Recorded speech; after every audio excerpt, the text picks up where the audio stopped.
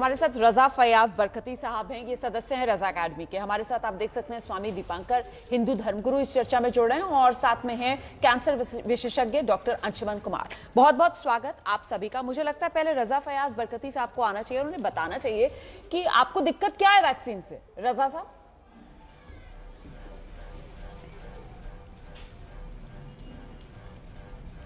Hello जी बरकती साहब। देखिए, सबसे पहले तो आप मेरा नाम सही नहीं ले रही हैं। पहले तो आप मेरा नाम सही नहीं ले रही हैं।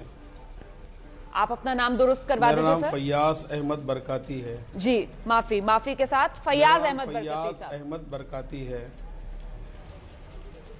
और असुन्ना इस्लामिक फाउंडेशन की तरफ से जो है मैं रिप्रेजेंट कर रहा हूँ अपने ऑर्गेनाइजेशन के जरिए, नॉट फ्रॉम रजा अकेडमी। ठीक है सर। तो अब please keep it in mind. ठीक है सर, वो ठीक करवा लिया हमने। अब आप पॉइंट पर आ जाइए और ये बताइए कि आपको वैक्सीन से क्या दिक्कत है। किसी को वैक्सीन से कोई दिक्कत नहीं है और जैसे कि ये चर्चा चल रही है और मीडिया वाले ही इसको लेके आते हैं और बहुत सारे मीडिया चैनल्स ने इसको खुद ही न्यूज़ बनाई और इसको फैलाया।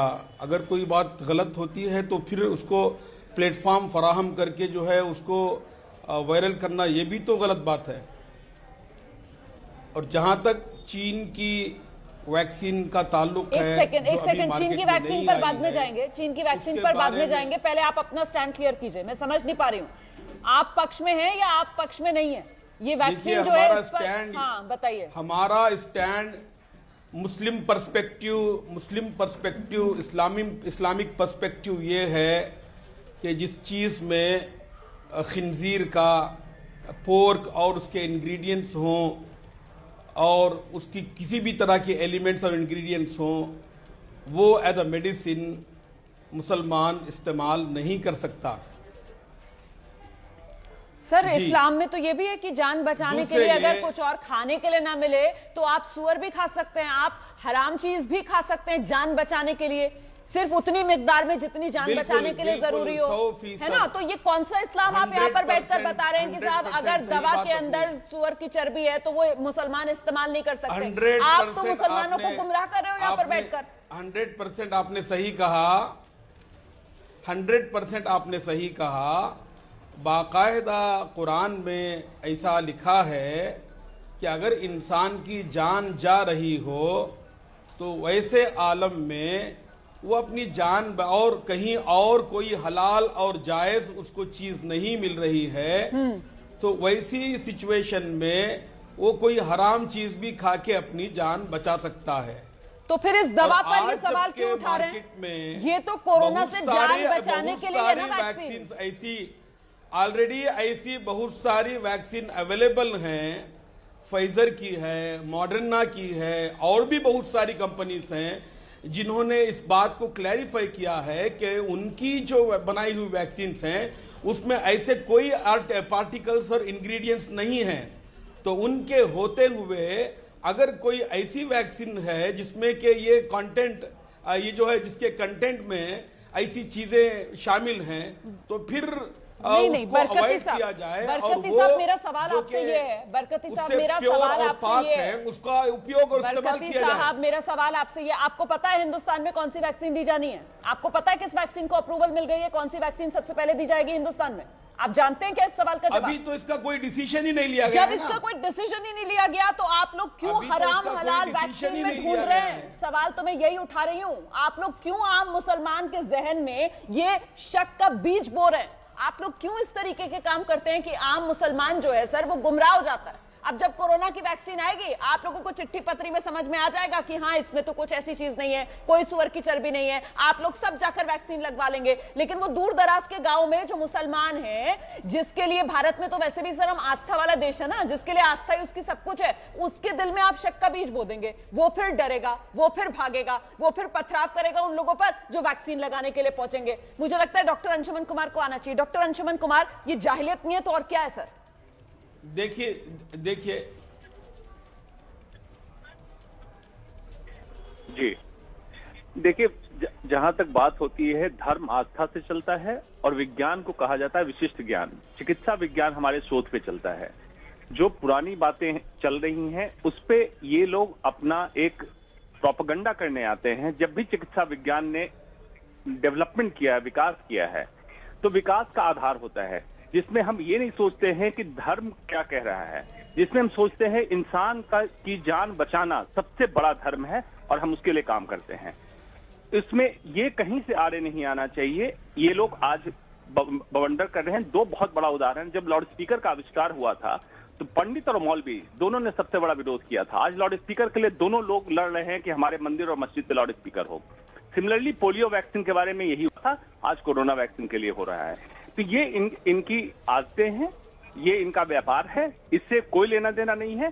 प्लीज आप लोग गुमराह न करें जनमानस को। कुछ चुनिंदा लोग जाके रिप्रेजेंटेटिव बनते हैं, ये बिल्कुल गलत। डॉक्टर साहब, आपको अपनी बात करने का पूरा हक है। You have the right to present your perspective. और हमने जो बात रखी है, एक मुसलमान होने के नाते और एक इंसान होने के नाते जो है, हमें जहां पर अपनी जान को बचाना है, ये इतना सिंपल नहीं है ना। बरकती साहब प्लीज डोंट कंफ्यूज। बरकती साहब प्लीज, रोक रही हूं आपको, इसलिए रोक रही हूं सर कि मेरे व्यूअर को आप कंफ्यूज मत कीजिए। डॉक्टर साहब बात रख रहे हैं, आप बात नहीं रख रहे हैं सर, आप अफवाह फैलाने का काम कर रहे हैं, आप लोगों को गुमराह करने का काम कर रहे हैं, आप लोगों के जहन में शक का बीज बोने का काम कर रहे हैं सर। जब आपको ये भी नहीं पता कि कौन सी वैक्सीन देश में लगेगी सबसे पहले, आप उस वैक्सीन के अंदर इसमें क्या है साहब, इसमें सुअर की चर्बी है, इसमें गाय का खून है, आप इस तरीके के सवाल उठाने लगते हैं सर। मैं जरा सा स्वामी दीपांकर के पास दर्शकों को लेकर चलती हूँ। स्वामी दीपांकर, मुझे बताइए कि आज एबीपी न्यूज पर इस चर्चा में आप किस तरफ हैं? प्रोपेगेंडा करने वालों की तरफ है या फिर विज्ञान की तरफ है? रोमाना, मैं अपने जीवन में कभी भी प्रोपेगेंडा की तरफ नहीं गया। और जैसे अभी डॉक्टर साहब फरमा रहे थे नॉइस पोल्यूशन को लेकर, तो भारत में एक आध्यात्मिक गुरु होने के नाते सबसे बड़ा नॉइस पोल्यूशन पर कैंपेन करने वाला एक आध्यात्मिक गुरु ही हूं। तो मैं पहले ही कहना चाहूंगा कि little knowledge is a very dangerous thing और death will kill you later but your ignorance will kill you much before it. शास्त्र कहता है कि शरीर माध्यम खटु धर्म साधनम, शरीर ही माध्यम है साधना के लिए या दुनिया के लिए या जीवन के लिए। अगर शरीर ही नहीं बचेगा तो करिएगा क्या? और वर्तमान में मनुष्य के अस्तित्व को बचाने के लिए, मनुष्यता को बचाने के लिए पूरी साइंस जूझ रही है, तमाम डॉक्टर जूझ रहे हैं, बड़े बड़े संस्थान जूझ रहे हैं, पूरी दुनिया जूझ रही है। ऐसे समय पे इस प्रकार का कोई भी वक्तव्य देना मुझे लगता है कि ना कि सिर्फ देश के साथ, मनुष्यता के साथ धोखा है। इस समय में विज्ञान के साथ खड़ा होना, देश के साथ खड़ा होना, दुनिया के साथ खड़ा होना और कम से कम अंतिम छोर पर खड़ा हुआ व्यक्ति जो आज दवा के लिए बहुत सारे लोगों ने अपनों को खो दिया, रोमाना जी, बहुत सारे लोगों ने अपनों को खो दिया, अपने रिश्तेदारों को खो दिया, बहुत सारे लोगों ने माता पिता को खो दिया। ऐसे समय पे ये इस प्रकार के वक्तव्य मुझे लगता है बेईमानी हो जाते हैं। जब हम लोग बात तो करते हैं एक तरफ धर्म की, और धर्म ही कहता है कि जब तक मनुष्यता है तब तक ही सब कुछ है। जब मनुष्यता ही नहीं होगी तो बचेगा क्या? कौन मंदिर में घंटी बजाएगा, कौन मस्जिद में अजान देगा? तो मेरा तो मानना यही है कि कम से कम इस समय पर ऐसे हल्के, छोटे और फुहड़ वक्तव्य ना दे करके अपना और अपनों का लॉस मत करें। आपने बहुत अच्छी बात कही है स्वामी दीपांकर। मैं फिर से जरा दर्शकों को बरकती साहब के पास लेकर चलती हूँ। बरकती साहब, आपने सुना स्वामी दीपांकर को, क्या ये मुस्लिम धर्मगुरुओं, इस्लामिक स्कॉलर्स की जिम्मेदारी नहीं बनती सर कि वो आगे आए और वो कहें कि ये जो लोग वैक्सीन में पूछ रहे हैं कि इसमें क्या है क्या नहीं है, इन सब बातों में मत उलझो। वैक्सीन मतलब जान बचाने की दवा है, ये कोई खाने पीने की चीज नहीं है, ये कोई ऐश अय्याशी की चीज नहीं है। दवा है, दवा को दवा की तरह लो। इसलिए इसमें हराम हलाल मत ढूंढो सर। आप लोग ये क्यों नहीं कह सकते हैं? हम वो बात नहीं कह सकते जो हमारे ईमान और हमारे कुरान और हमारे दीन के खिलाफ हो। और दूसरी बात यह है कि सर ये आपका इंटरप्रिटेशन है, किसी ने ये फतवा भी नहीं दिया है, किसी ने ये फतवा भी नहीं दिया है। ये आपका इंटरप्रिटेशन है। इस पर आप इस्लाम की मोहर मत लगाइए, ये आपकी संकीर्ण सोच है सर। सऊदी अरब वाले क्या हराम कर रहे हैं? आप मुझे ये बताइए, सऊदी अरब जो एक मुस्लिम देश है वो क्या हराम कर रहे हैं? झगड़िए मत, आपने क्या मुझे झगड़ने के लिए बुलाया है? नहीं सर, मैंने आपको इसलिए बुलाया कि आप प्लीज प्लीज प्लीज आम मुसलमान को गुमराह ना करें। मैंने आपको इसलिए बुलाया, आप आम मुसलमान को बेवकूफ ना बनाएं। मैंने आपको इसलिए बुलाया है सर।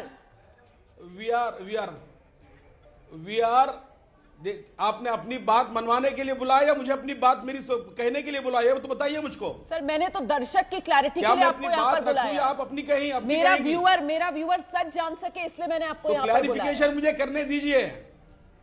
वन साइडेड एजेंडा मत रखिए आप। This is not an agenda, sir. This is not at all an agenda, sir. नहीं, यहाँ पर ह्यूमैनिटी से बड़ी कोई और बात हो नहीं सकती है, इसीलिए हम बात कर रहे हैं सर यहाँ पर। I will leave the discussion now. ये तो सबसे आसान तरीका है आपके पास कि आप छोड़कर चले जाएं। I am leaving it now. You carry on with your क्योंकि आपके पास सर कोई तर्क नहीं है देने के लिए। I don't want to keep my words on here. आपके पास सर कोई लॉजिक नहीं है शायद देने के लिए, आप घिर गए। आपके पास कोई लॉजिक ही नहीं है देने के लिए, आप घिर गए। मैंने आपसे सवाल पूछा कि सऊदी अरब में क्या हराम हो रहा है? सऊदी अरब वाले तो वैक्सीन लगवा रहे हैं, वो क्या हराम कर रहे हैं? आप मेरे सवाल का जवाब दीजिए ना। मैंने आपसे कहा कि इस्लाम के अंदर तो अगर नहीं है कुछ खाने के लिए तो हराम जो है वो भी आप खा सकते हैं, जान बचाने के लिए खा भी सकते हैं आप उसको, और आप यहाँ पर दवा में हराम हलाल ढूंढ रहे हैं। आप पहले जब मैं बोलूं तो बीच में मत बोलिए, वरना मैं अभी कैमरा ऑफ करवा रहा हूं। भाई कैमरा बंद कर दो। आपके पास जवाब है तो दीजिए, मैं तो आपके जवाब का इंतजार कर रही हूँ। आप बार बार धमका रहे हैं मुझे। मैं कैमरा ऑफ करवा रहा हूँ, मैं कैमरा ऑफ करवा रहा हूँ। धमका किसको रहे हैं आप?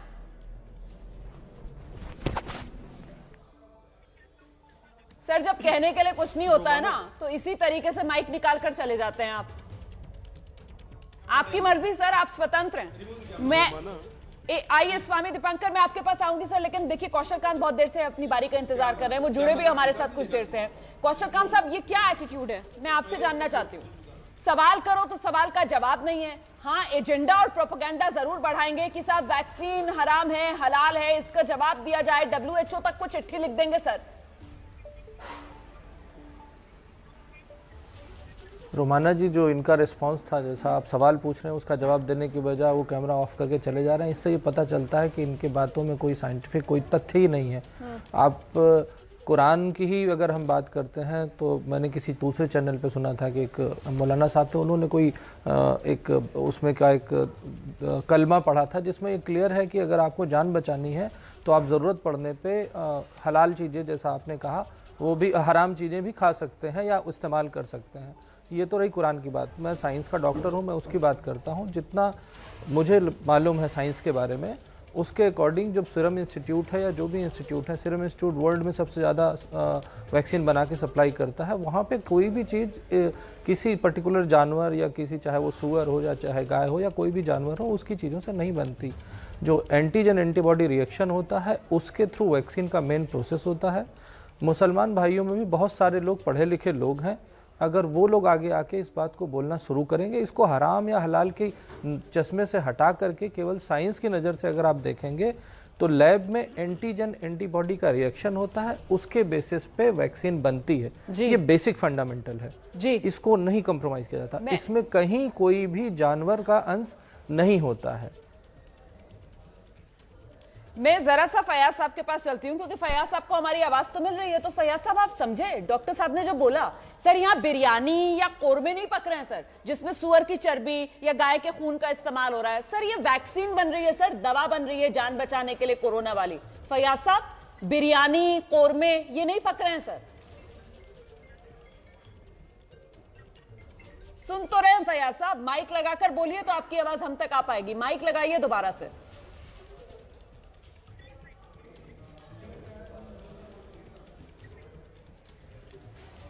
ठीक है, अब वो शायद सुनना भी नहीं चाहते हैं क्योंकि जाहिर सी बात है सच जो है उसको सुनना आसान काम नहीं होता है। हम छोटे से ब्रेक के लिए यहाँ पर रुक रहे हैं, बाकी खास मेहमान हमारे साथ लगातार बने हुए। देखिए साल 2020 में इंसानियत के सामने सबसे बड़ी चुनौती बनकर उभरा कोरोना वायरस। लाखों जिंदगियों को लील गया ये कोरोना वायरस, और अब जबकि कोरोना वायरस के खिलाफ वैक्सीन आने की उम्मीद बनती हुई नजर आ रही है, तो फिर वैक्सीन पर ही विवाद खड़ा हो रहा है। इसी पर हम चर्चा कर रहे हैं कि साहब जान बचाने वाली वैक्सीन में हराम हलाल क्यों ढूंढना, आम आदमी को गुमराह क्यों करना। मुझे लगता है डॉक्टर अंशुमन को आना चाहिए और बताना चाहिए कि किस तरीके से, इससे पहले भी हमने देखा है वैक्सीन पर जब भी इस तरीके के सवाल खड़े किए जाते हैं तो नुकसान इंसानियत का, आम आदमी का ही होता है। डॉक्टर अंशुमन कुमार, चाहे पोलियो की वैक्सीन हो या फिर और कई वैक्सीन।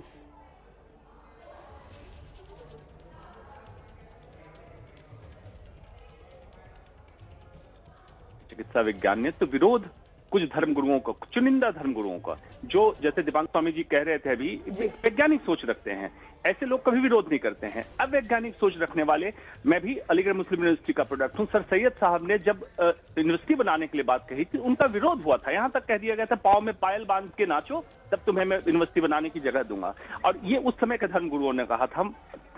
इसलिए इनकी सोच दर्शक जो देख रहे हैं बिल्कुल न सुने इनकी बातों को। विज्ञान एक विकास, सनातन शाश्वत विकास करता रहता है, शोध करता रहता है, मानवता को कैसे बचाए इस पे काम करता रहता है। इस सोच को आप माने। आप धर्म मानव को सुरक्षित रखने के लिए, न कि धर्म को सुरक्षित रखने के लिए मनुष्य जीवन बना है। इसलिए पूरी तरह से अपने लॉजिक को, अपने साइंस को आगे रखें और इस सोच के साथ आगे बढ़ें। बिल्कुल। और चलते चलते स्वामी दीपांकर का मैं रुख करूंगी। स्वामी दीपांकर, एक तरफ एक तबका जिसको वैक्सीन में सुअर की चर्बी की बू आ रही है और दूसरा तबका इसी देश का जिसको इस वैक्सीन में गाय के खून की मिलावट का शक है। मुझे लगता है आपको सबको एक बड़ा संदेश देना चाहिए। रोमाना, मैं एक बड़ी बात कहता हूं जाते जाते, मेरे जो गुरुजी हैं उनकी उम्र 108 साल है। वर्तमान भी वो पहले एम्स जाते हैं, एम्स से लौटकर आते हैं। तो हम लोगों को उनके स्वास्थ्य की चिंता के लिए बेहद प्रतीक्षा है, इंतजार है और बेसब्री से इंतजार है कि कोविड की वैक्सीन आए और मैं सबसे पहले उन्हें लगवाऊं। उनकी उम्र 108 साल है ताकि वो और समय मेरे साथ बिता सकें। तो भाड़ में जाए साहब, ये नौटंकी मैं तो प्रचार कर रहा हूं कि आए वैक्सीन और लगवाएं सब और जिए अपना जीवन और जी सके आध्यात्मिक जीवन, या जीवन का एक एक पल जो परमात्मा ने तुम्हें दिया है उस जीवन को जिंदा दिली से जिए जो परमात्मा तुम्हारे लिए बनाया है। देखिए ना ये खूबसूरत धरती जो तुम्हारे लिए है जी, देखिए खूबसूरत वादियां जो तुम्हारे लिए हैं। बिल्कुल। समय मेरे पास इतना ही है। बहुत बहुत धन्यवाद। इसी पॉजिटिव नोट पर जो बात स्वामी दीपांकर कह रहे थे कि साहब देखिए, इंसान बचेगा, इंसानियत बचेगी, तभी तो धर्म मजहब बचेगा। इसीलिए गुमराह बिल्कुल ना हो, किसी की अफवाह पर आप ध्यान ना दें। और जैसे ही कोरोना वैक्सीन आए और आपका नंबर आए वैक्सीन लगवाने का, तो जाइए और वैक्सीन लगवाइए।